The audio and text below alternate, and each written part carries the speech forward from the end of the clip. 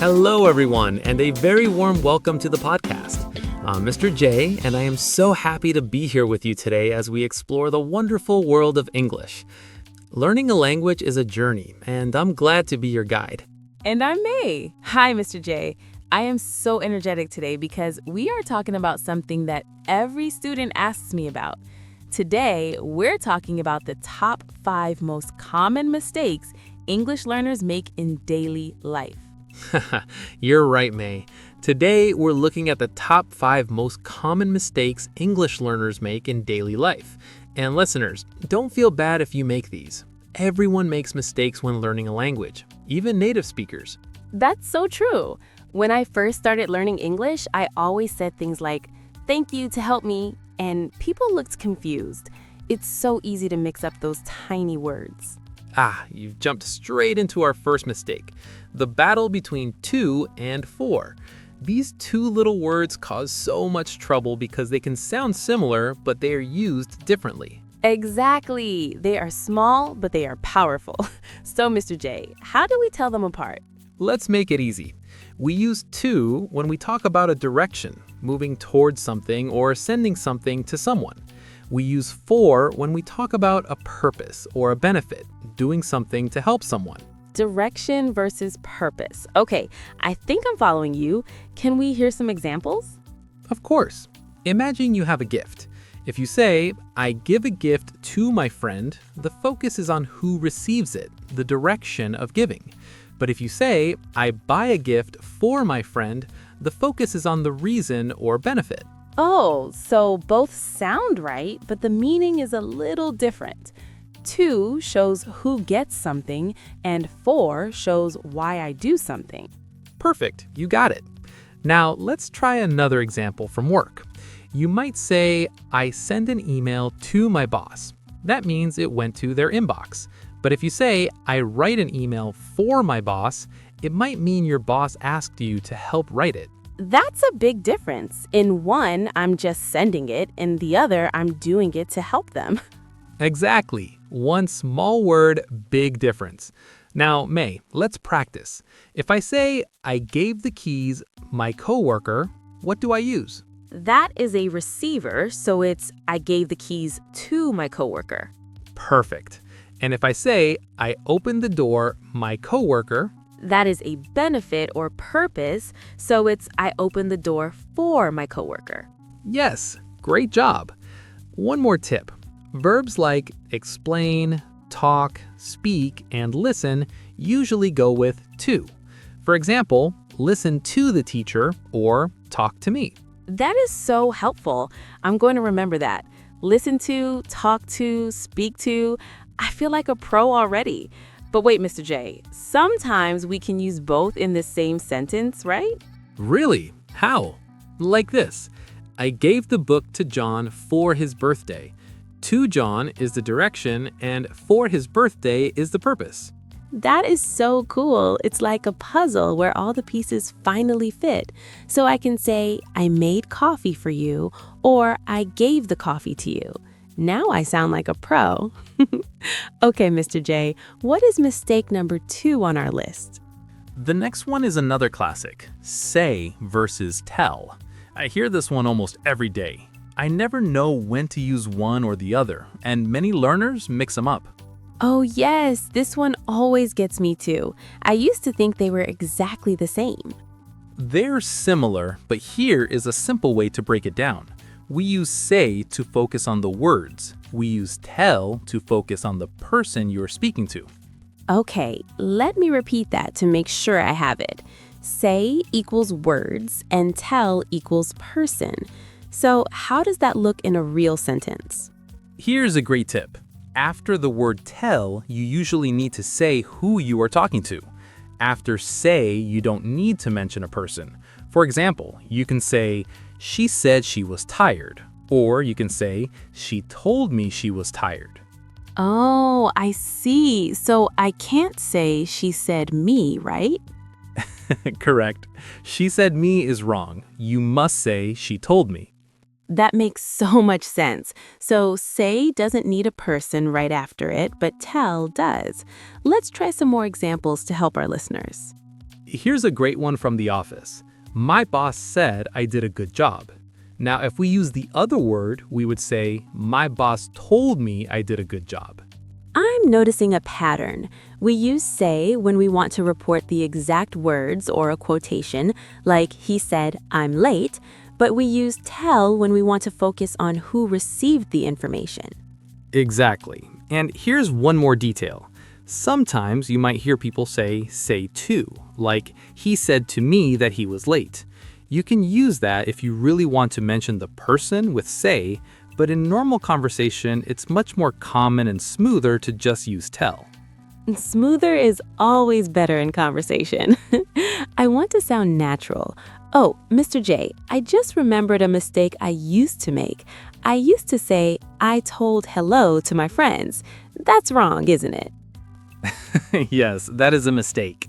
You always say hello. You can never tell hello.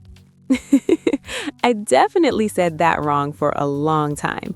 What about when we make a mistake and want to apologize? It's the same rule. You say sorry. For example, she said sorry. If you want to use tell, you would have to change the sentence to report the info. Like, she told me she was sorry. Okay, I think I'm getting the hang of this. When the focus is on the words themselves, I use say. When the focus is on the person I am talking to, I use tell.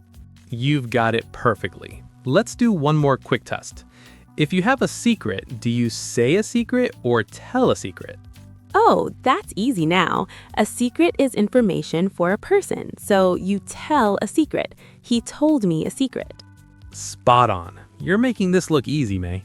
Exactly. I'm glad I know that now. I used to tell secrets all wrong, but no more.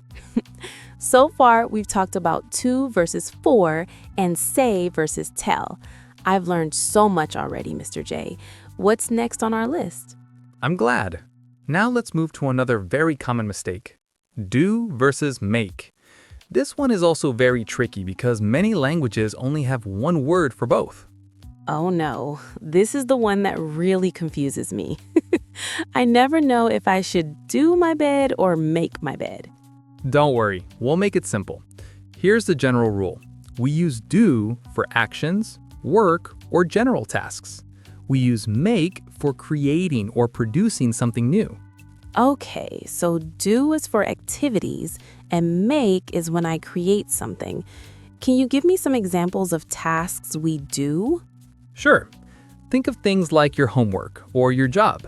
You do your homework and you do your job. You also use do for routine housework like doing the dishes or doing the laundry. Ah, so if it's a repetitive task or a chore, I use do. What about make? Make is for when you produce something that wasn't there before. For example, you make a cake or you make breakfast in the morning. You are creating a meal. That makes sense. Homework is a task I have to finish, but a cake is something I create from ingredients. Let me try one. I do the dishes, but I make dinner. Correct. You are becoming an expert. Now let's look at one that often surprises people. Mistakes. Do we do a mistake or make a mistake? A mistake feels like an action, so is it do? Actually, it's make. In English, we say make a mistake because a mistake is something that happens or is created during an activity. It isn't the task itself. Oh, I see. So I make a mistake, just like I make a plan or make a phone call. Exactly. Let's test you with a few more. If you are at the office and you need to finish a report, do you do the report or make it? Well, a report is like a task for my boss, so I do the report. Perfect. And if you need to decide what to eat for lunch, do you do a decision or make a decision? That's producing a choice, so I make a decision. You got it. Just remember, do for the activity, make for the result. Let's try a short paragraph. I do my homework, I do the cleaning, and then I make dinner. Sometimes I make mistakes, but I always do my best. That is perfect English, Mr. J. I'm going to practice that sentence every day. It covers almost everything. That is a great sentence, Mr. J. It's like a survival guide for English chores. I will definitely practice that one. So, what is mistake number 4 on our list? Does it have to do with quantities? You guessed it. Mistake number 4 is much versus many. It's a classic problem for beginners. Even though they both mean a large amount, we use them with different types of nouns. Oh, I remember this from school, but I still mix them up when I'm talking fast. What's the simple rule for us to remember? Here it is. We use many with countable nouns, things you can count individually, like apples, chairs, or friends. We use much with uncountable nouns, things you can't count one by one, like water, air, or time. Countable versus uncountable. Okay, so apples are easy. 1 apple, 2 apples. So how many apples? Exactly. But you can't say 1 water, 2 waters, right? So we say, how much water do you want? I see. What about time? I always hear people say, I don't have much time. That's right. Time itself is uncountable. You can count hours or minutes, but you can't count the word time. So you would say, I don't have much time, but I have many hours of work to do. Ah, that's a good distinction. Now, here's a tricky one, Mr. J. What about money? We count money every day. This is the one that confuses everyone.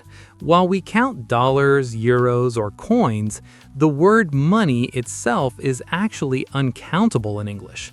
So we ask, how much money do you have, not how many money. That is so strange, but I'll remember it. Much money, but many dollars. Perfect. And it's the same for information. You can't count it, so it's always how much information do you need.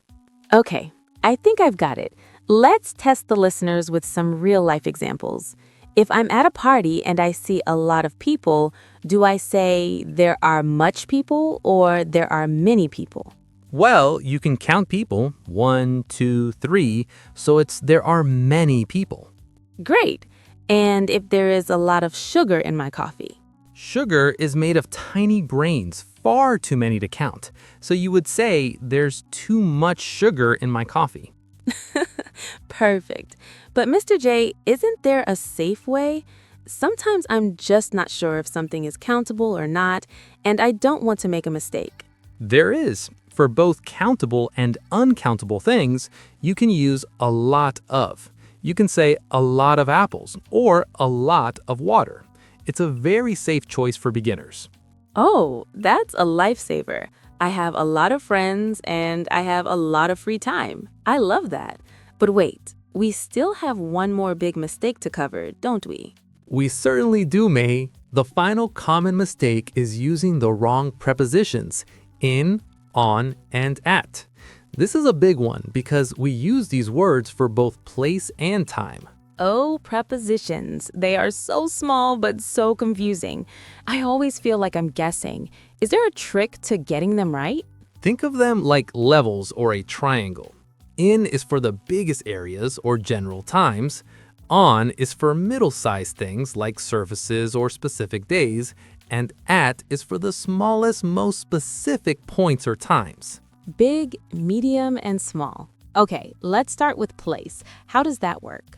For place, we use in for big areas like countries or cities. For example, I live in Cambodia.